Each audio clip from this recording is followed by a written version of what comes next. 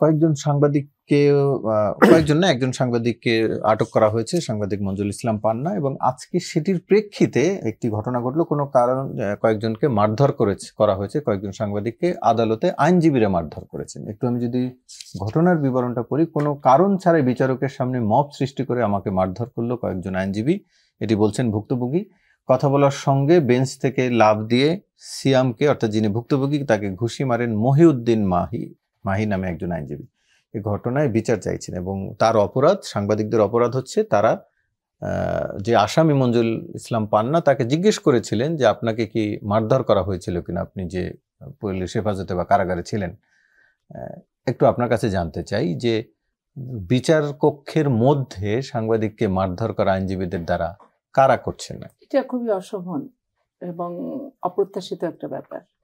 কারণ আমরা আইনজীবী, আমাদের নর্মস, আমাদের আচার আচরণ, এগুলো তো হাইকোর্ট বলেন আর জজ কোর্ট বলেন নিয়ম মাফিক হতে হবে।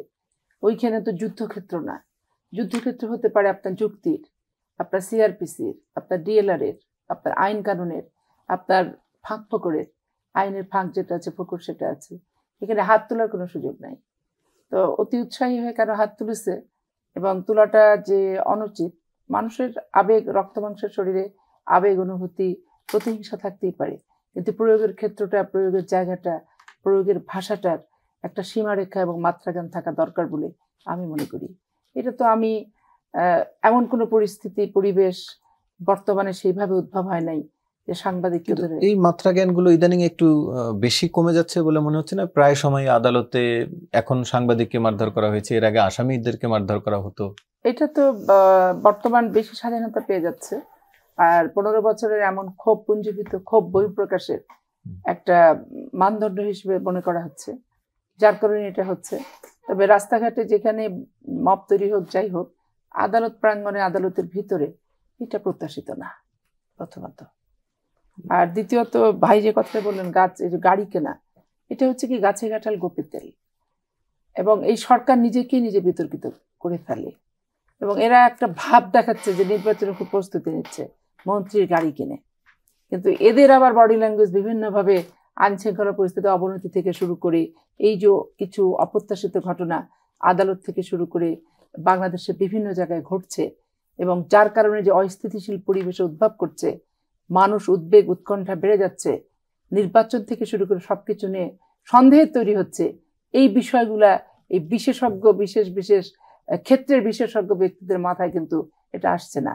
মন্ত্রীদের গাড়ি কেনার দায় এদের আছে কি? এই কারণে কি এদেরকে অন্তর্বর্তীকালীন সরকার উপদেষ্টা বানানো হয়েছে? যে সমস্ত সচিবালয়ের সচিবরা এই সমস্ত দরপত্র, কাগজপত্র অনুমোদন করতে আনে, ফাইল তো ছুঁড়ে ফেলা উচিত, কারণ এটা এদের দায় না, এটা দায়িত্ব না। আর যে মন্ত্রীগুলো গাড়ি ব্যবহার করছে, সেই গাড়িগুলো কোথায় গেল? অকশনে দিবে? 20 টাকার গাড়ি 3 টাকায় বেচবে? এটাও তো একটা মানে করাপশনের একটা অংশ এবং জায়গা। তো এগুলো থেকে দূরে থাকাটাই সবচেয়ে উত্তম, কারণ এর চেয়ে রাষ্ট্রের গুরু দায়িত্ব আরো অনেক কিছু আছে তাদের। জি, ছোট করে আমি এই প্রসঙ্গে একটু আরমান হোসেনের কাছ থেকে জেনে নিয়ে বিরতিতে যেতে চাই। সেটি হচ্ছে যেই আমরা দেখছি যে চীন সফরের পরে এসে আপনারা বিএনপির প্রতিষ্ঠাবার্ষিকীতে স্বাগত জানাতে গেছেন দলের পক্ষ থেকে, সেটি হতেই পারে রাজনৈতিক শ্রদ্ধাবোধের জায়গা থেকে, কিন্তু সামগ্রিকভাবেই দেখা যাচ্ছে যে আপনারা একটু চুপ আছেন। এর কারণ কি? মানে এই 60টা গাড়ির কোনো একটি ভাগবাটোয়ারা আপনারা টাচ্ছেন কিনা?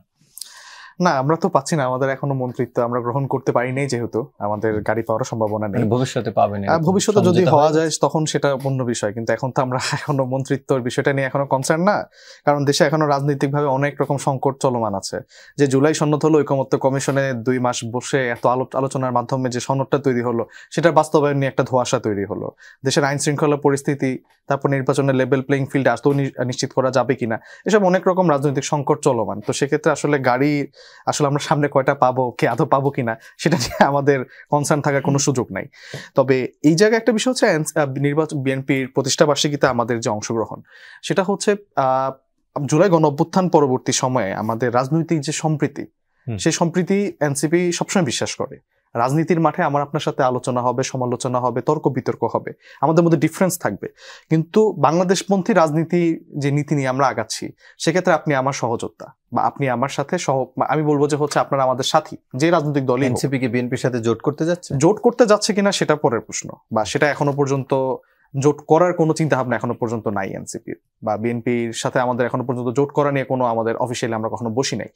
তবে রাজনৈতিকভাবে যে সম্প্রীতির জায়গা, কারণ আওয়ামী লীগ তার রাজনৈতিক শাসন আমলে বা গত 15 বছরে রাজনৈতিক সম্প্রীতি বলতে যে একটা বিষয় আছে বা রাজনৈতিক সম্প্রীতি বলে যে একটা উদাহরণ থাকতে পারে, এই জিনিসটাই নষ্ট করে ফেলছে। তো সেই জায়গা থেকে আমরা জুলাই গণঅভ্যুত্থান পরবর্তী সময়ে ফ্যাসিবাদ মুক্ত বাংলাদেশে আমরা প্রত্যেকটি রাজনৈতিক দলের সাথে বন্ধুত্বপূর্ণ সম্পর্কে বিশ্বাস রাখতে চাই।